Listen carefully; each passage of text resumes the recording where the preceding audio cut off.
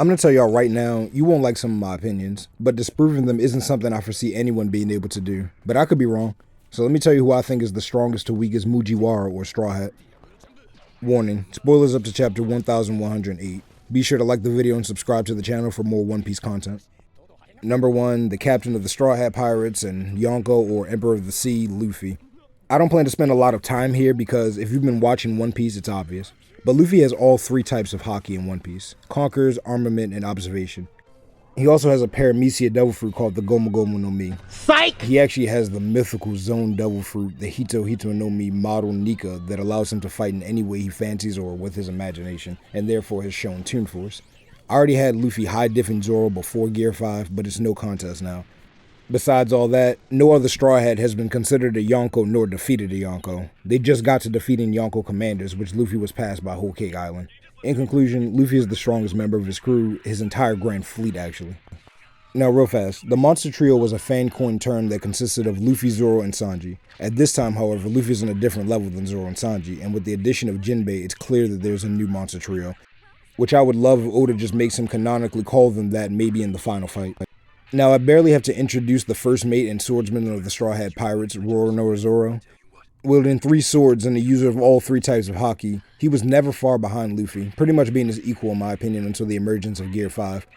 With the goal of becoming the world's greatest swordsman, he challenged Mihawk, who was a Shichibukai at the time, the moment he saw him and got no diff. He then fought against Shichibukai Kuma to defend his crew, one-shot a mountain in the form of Pika, a Shichibukai subordinate swordsman, clashed with Fujitora, one of the current 3 admirals, and escaped his gravity techniques that could pull meteors down from space, and defeated Yonko Commander King, who was the strongest of the Beast Pirates after Kaido.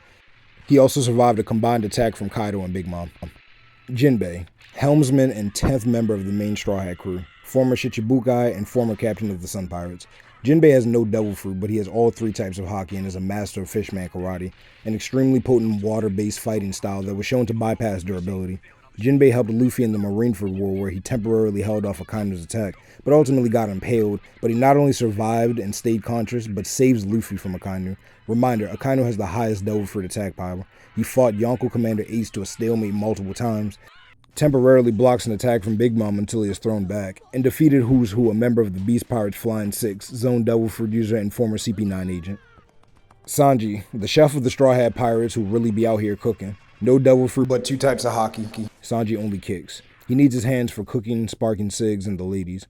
My man survived a direct hit from Enel's lightning pre-time skip, although he did pass out. He clashed with Dofi, even though he had to be saved by law. He wasn't exactly on Shichibukai level yet in my opinion, but afterwards he helped Luffy clash with Big Mom. Then he got his raid suit from his father that has impressive feats on his own, specifically allowing Sanji to be able to fight briefly with the number 2 of the Beast Pirates King, but the suit also changed his body.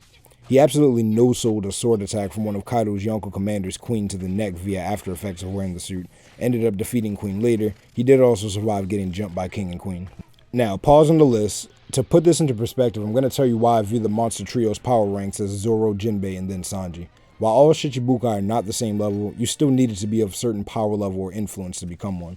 Zoro started off early by challenging arguably the strongest Shichibukai in the show, Mihawk, and then challenging another top-tier Shichibukai, Kuma, clashing with Admiral Fujitora and tanking his gravity attacks.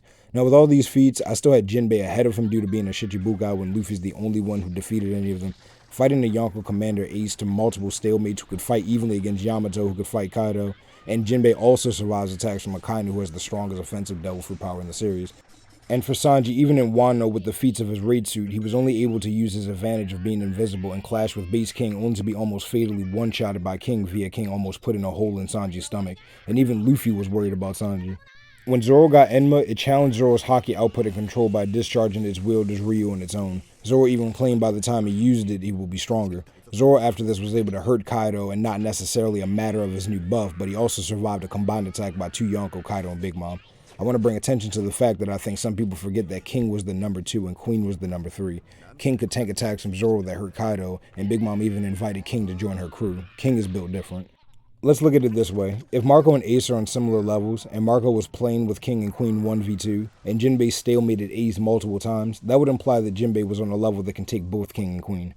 Scaling off Ace and other Shichibukai is something Sanji fans forget to do all the time. This would indeed imply that Jinbei is above both Zoro and Sanji. Enma is the deciding factor for Zoro being above Jinbei in my opinion.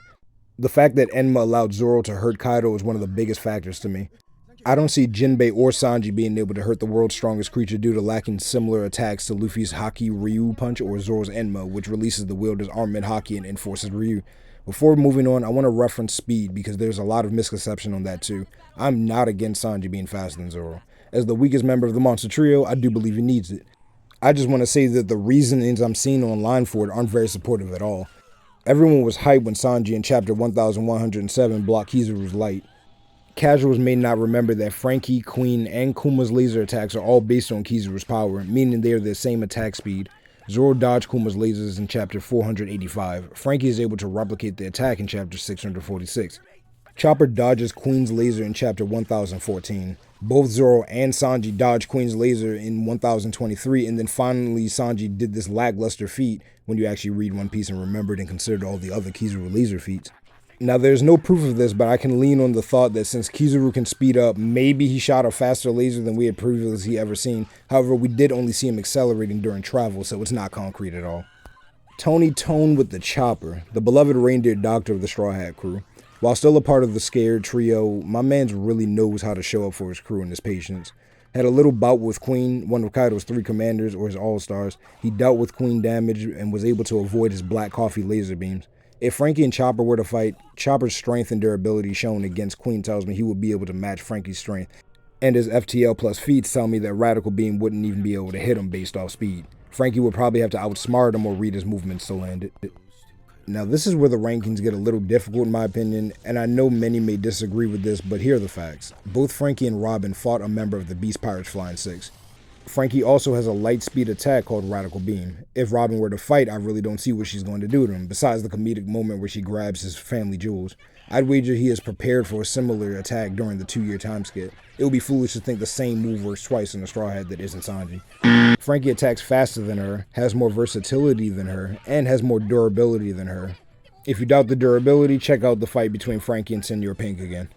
Brook is the slept-on Straw Hat. FTL plus speed that he used to blitz Big Mom, and he was able to deal damage to Prometheus and tank multiple Prometheus and Zeus attacks while fighting Big Mom. A lot of people aren't going to like him being over Robin, but she hasn't fought a Yonko yet, even a holding back one. Now let me just say, I had Robin above Brook and Chopper until the Wano arc, and I really want her to show usage of Haki so I can have better arguments for her in these 1v1 Mujiwara battles, but as it stands, her feet say she is too slow to compete with Chopper and Brook. Even if Brook and Robin were in a scenario where they were fighting and then both fell into the ocean, Brook can at least run on the water. Robin is extremely intelligent and versatile, however, it's not enough to overcome the top 7 Mujiwara at this point in time.